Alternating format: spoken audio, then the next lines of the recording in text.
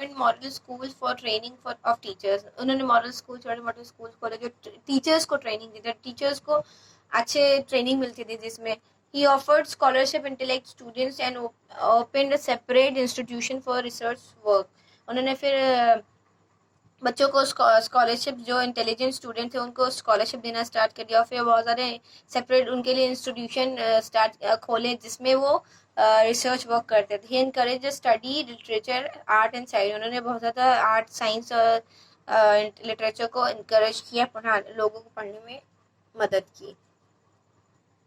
Napoleon observed, I found the crown France lying on the ground and picked it up by my sword. वो बोलते हैं कि उनका कहने का मतलब था, ऑब्जर्व, उन्होंने ये चीज़ नोटिस किया कि उन्होंने एक क्राउन पाया था जो कि ज़मीन पे पड़ा हुआ था, और उन्होंने अपने स्वॉर्ड मतलब जो अपनी तलवार से उस क्राउन को उठा के अपने स्वॉर्ड से उठा लिया था, अपने तलवार से उस क्राउन मतलब ताज, उसको उठा लिया था अपनी तलवार से.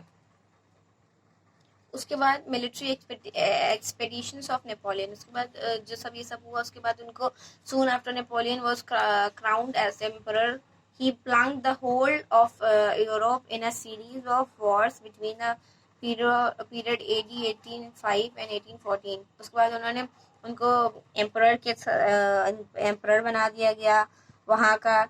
उसके बाद पूरा होल यूरोप की जो सीरीज था वॉर का, उसको इन्होंने पूरा अपने अंडर में देखा, which became famous as a Napoleonic wars, जो कि बहुत ज़्यादा फेमस हुई थी नेपोलियनिक वॉर के नाम से.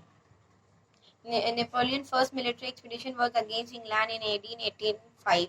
नेपोलियन की जो पहली मिलिट्री एक्सपीडिशन जो फाइट थी वो इंग्लैंड से हुई थी AD 1805 में, on 21 October 1805 in the historic battle of Trafalgar, the south of the coast of the Spain was fought, in which France was completely defeated. जिसमें फ्रांस पूरी तरह से हार गया था. The British naval commander Nelson was killed in this battle. जो British का novel commander, बहुत बड़ा कमांडर था जो नेल्सन था, वो उस बैटल में मारा गया था. Napoleon was so shocked by his defeat that he gave up his idea of defeating England. उसके बाद उन्होंने, जब ये सब हुआ, उसके बाद वो जब हार गए तो उन्होंने जो आइडिया था उनके दिमाग में कि वो बहुत ज़्यादा शॉक हुए थे अपने उससे कि ये लोग हार कैसे सकते हैं इस बैटल में, और उसके बाद उन्होंने जो आइडिया था उनको इंग्लैंड को हराने का उन्होंने अपने दिमाग से निकाल दिया. Napoleon wanted to displace England from its prestigious position in Europe. Europe में जो उसकी prestigious बहुत खास position थी इंग्लैंड की, उसको नेपोलियन को वो हटाना चाहते थे, displace करना चाहते थे. At that time, industrial revolution was in full swing in Europe. जो कि industrial revolution बहुत ज़्यादा हाई उस पे लेवल पे यूरोप में चल रही थी. Britain needed fresh market. Britain को बहुत ज़्यादा नई फ्रेश मार्केट की ज़रूरत थी फॉर गुड्स, नए नए सामान के लिए. Napoleon called Britain. नेपोलियन ने ब्रिटेन को उस टाइम पे कहा अ नेशन ऑफ शॉपकीपर्स, जो कि पूरा तरह से नेशन ऑफ शॉपकीपर्स उनको नाम दिया. एंड बाय अ लॉ 1806 में start Europe was forbidden to buy English goods, जिसमें से वो उनको बहुत ज़्यादा अलाउ था. उसमें this is called the continental system, और सिस्टम को कॉन्टिनेंटल सिस्टम बोला गया था, जिसमें वो सामान खरीद सकते थे इंग्लिश गुड्स को. The whole Europe was dependent upon the France for good. जो पूरा होल यूरोप था वो फ्रांस के सामान पे पूरी तरह से डिपेंड कर चुका था. But production in France was not so high as to meet the demands of the whole Europe. जिस तरह से यूरोप की डिमांड थी उस तरह से उनके पास उनका प्रोडक्शन उतना ज़्यादा वो सामान नहीं बना पा रहे थे. जिस तरह से यूरोप की हाई डिमांड थी, उनको ज़्यादा सामान चाहिए था, लेकिन उस तरह से वो प्रोडक्शन नहीं कर पा रहे थे, नहीं बना पा रहे थे उतना सामान. This resulted in the scarcity of goods, price rise, black marketing of goods, piracy and smuggling. इसमें क्या हुआ था कि ये सब की वजह से उनको ज़्यादा सामान चाहिए था. फिर उन्होंने क्या स्टार्ट किया, जो उनके जो गुड्स सामान था, उनके जो प्राइस था वो बहुत ज़्यादा रिस्क पे पहुंच गए थे. जो सामान थे वो ब्लैक मार्केटिंग में सामान तो ज़्यादा चाहिए थे लेकिन कम थे, इस वजह से वो ब्लैक मार्केटिंग शुरू हो गई थी सामानों की. और पायरेसी मतलब स्मगलिंग, लोग जो सामान कब्जा कर लेते थे, छीन लेते थे रास्ते से, और उसकी स्मगलिंग, उसको दूसरे शहर में स्मगलिंग करके गैर कानूनी तरीके से भेज देते थे. Napoleon defeated the combined armies of the Prussia and Austria on 2nd December. Napoleon ने जो कंबाइंड आर्मी थी प्रूशिया और ऑस्ट्रेलिया की वो 2 दिसंबर 1805 को उसको हरा दिया था, डिफीट कर दिया था. डिफीटेड मतलब हरा देना. The battle of Austerlitz now in the Czech Republic. On 14 October 1806, Napoleon defeated Prussia. 14 अक्टूबर को 1806 में नेपोलियन ने प्रूशिया को पूरी तरह से हरा दिया था in the battle of Jena and Auerstedt. इनके जो बैटल थे उसमें हरा दिया था, जो कि जर्मनी में हुई थी. और इनकी जो he further inflicted a crushing defeated on the Russia army in the battle of Friedland Russia on June 14 1807. इनकी दूसरी जो बैटल हुई थी रशियन से हुई थी, जो कि बैटल ऑफ फ्रेडलैंड था 14 जून को 1807 में.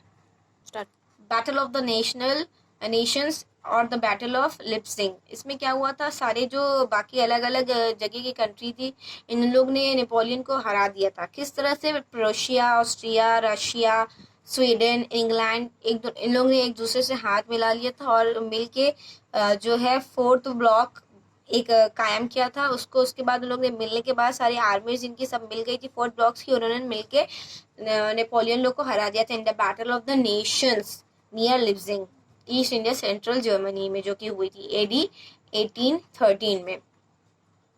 Battle of Waterloo. इसमें क्या हुआ था, जो एल्बा थे वो आए थे, बहुत ज़्यादा हेल्प उन्होंने की थी. इसमें क्या हुआ था, from Elba Napoleon escape to the south west of France.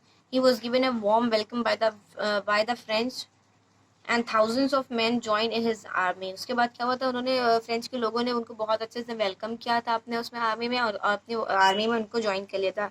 Napoleon was finally defeated by the British under the Duke of Willingdon. उसके बाद नेपोलियन जो थे वो बुरी तरह से हार गए थे ब्रिटिश लोगों से under the Duke of Willingdon में.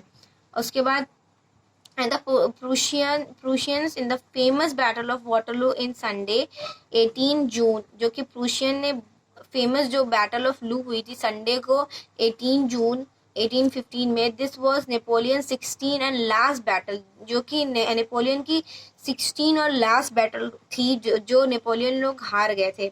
With his defeat he resigned of 100 days comes to an end. उसके बाद उनके जो आखिरी 100 दिन थे वो उनके आखिरी दिन के थे, और उन्होंने अपनी इस हार के बाद रिजाइन कर दिया था. Napoleon's rule as emperor of France. Napoleon ने फ्रांस के एम्परर के तौर पे रूल किया था. He was now exiled to the island of Saint Helena, जो कि उन्होंने अब वो वहाँ से छोड़ के सेंट हेलेना आइलैंड पे चले गए थे in the south Antarctica ocean, जो कि साउथ अंटार्कटिका ओशन में थे, west of the southern coast of Africa, जो कि west of southern coast of Africa में है.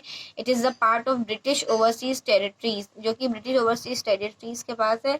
Where he died of cancer on Saturday, जो कि वो मर गए थे कैंसर से सैटरडे को 5 मई 1821 में एट द एज ऑफ 51, जो कि 51 के एज में वो कैंसर से सैटरडे को 5 मई 1821 को मर गए थे.